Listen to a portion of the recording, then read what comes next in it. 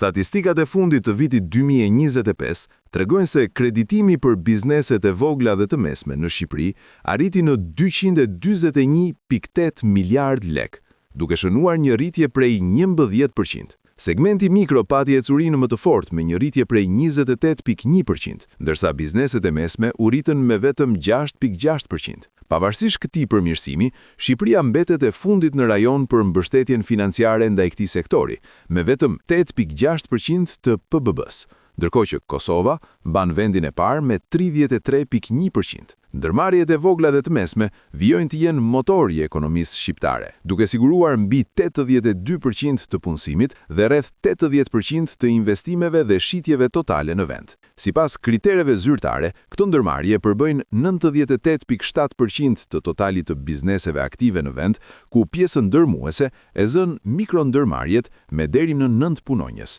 Kontributi i tyre ka ardhur në rritje të vazhdueshme gjatë viteve të fundit, duke u bërë faktori kryesor në vlerën e shtuar të ekonomisë dhe në realizimin e pjesës më të madhe të investimeve private në Shqipëri.